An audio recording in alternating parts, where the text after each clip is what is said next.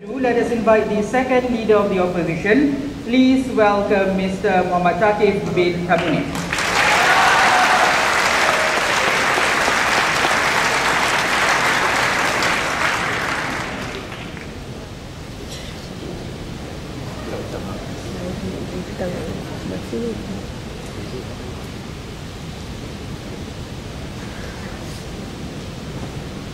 A very pleasant morning, I meet the Speaker of the House, members of the government side, members of the opposition side, and members of this noble House. So my speech today will be divided under two main agendas, which is firstly my rebuttal session and secondly my argument session. My arguments will be on the basis of economic capability and also the nature of the society. So Mr. Speaker, ladies and gentlemen, what the second speaker merely talked about the problem of our case, which is evidently wrong. Well, that's interesting.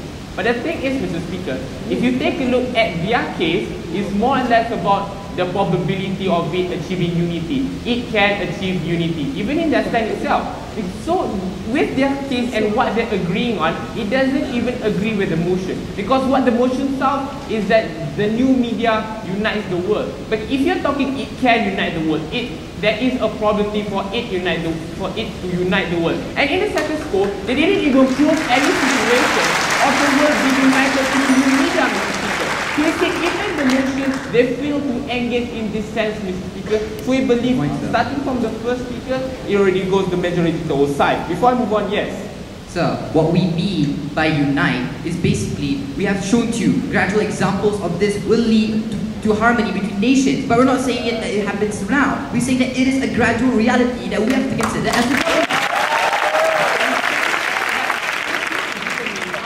Why this gradual connectivity with this new media, and it can achieve unity because this is what they fail to prove. They fail to give situations where unity is happening in our country, where world today is being united.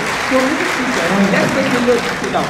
So let's see what they mainly agree is that they agree and concede that it is absurd to achieve world peace through new media only. Yeah, that is why we say new media does not unite the world. Even they agree with it, Mr. Speaker. Because what we are talking about here is that if you take a look in this situation where there is this guy, he cuts down the tree using a saw. You don't say the saw which cut down the tree, the person who cuts down the tree. Same goes to an example which the first speaker gave on the idea of UN. UN can unite the world because of discussion. It's not that the media unites the world through discussion, it's the UN who made the discussion. Please do not see the involvement of new media in uniting the world. I was showing an extension on how that there are more barriers and differences which prevent from the world being united and which the new media fails to solve, Mr. Speaker. So let's take a look at the second idea coming out from the second speaker on the idea of culture, where this is what they are making. This is about understanding. If they can understand each other, that is called unity, which I think is really absurd. Because why? If you give an example of movies where people expose their culture through movies, if you watch this like cartoon series, Family Guy and so Simpsons, they do discriminate people. They do discriminate sense of Islam because they are affected by Islamophobia, which is also exposed through new media. So we understand. Yes, we can see even if they know the culture, but the idea of unity is that do they agree with the culture? For example, if we take a look at France, their culture is people, if it's women not wearing hijab, that's why they ban hijab. Do Islamic countries agree with that culture? No, Mr. Speaker. That is why we not see the sense of unity. Even if people understand culture, but can unity and can the world be achieved because of these certain political differences? Sit down. So let's take a look at my arguments of today. My first argument, which is the idea of economic capability. So what's the economic capability we are talking about here? Is that the capability for countries and also people to obtain new media. Idea is financially capable to own media. We'll first take a look at the contention of countries. Inside the scope, Mr. Speaker, they talked about accessibility which this new media provides. But we are asking you, and let's see the situation happening in the status quo, which is in certain countries, especially in Africa, only 10% of the nations have internet access. So let's have a look at certain examples of countries. For example, Cameroon. Cameroon with 19,294,149 citizens, only 136,000 of them have internet access. And it comes to 0.7% of that. So if you're talking about people can access the new media, can access the internet, it's feasible, it's truly a lie.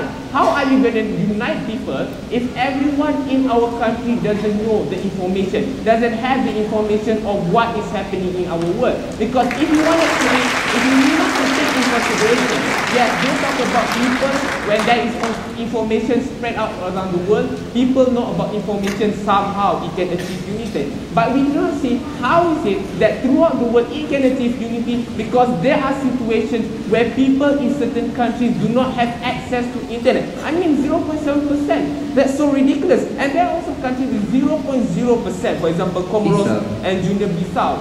See, you don't even heard the names of these countries.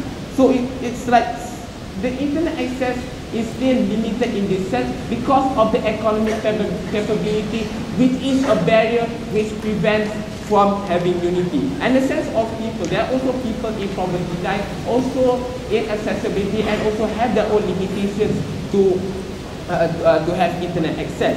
So why is it important? Please, sir. So why is it important for us to have internet access? Because we want to make sure that this new media, for example internet, is feasible. Why is it feasible? Why is there a need to be feasible so that people can access? So here we did prove the case that it is feasible and it is not fully accessible. So the idea of unity forming throughout the world cannot happen because there are some people in our world today who don't have internet access.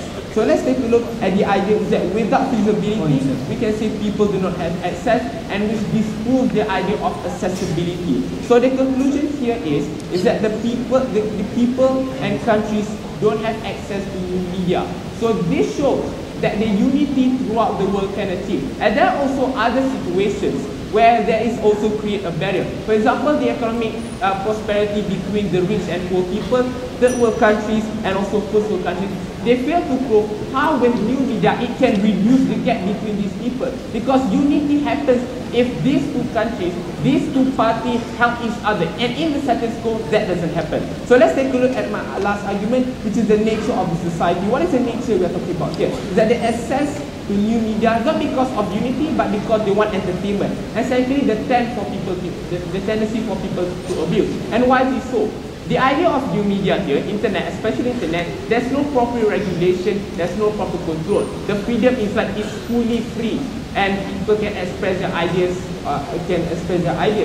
So we say because of this, people intend to abuse it. For example, Al-Qaeda. Al-Qaeda uses it to post video threatening countries, which creates the idea of Islamophobia.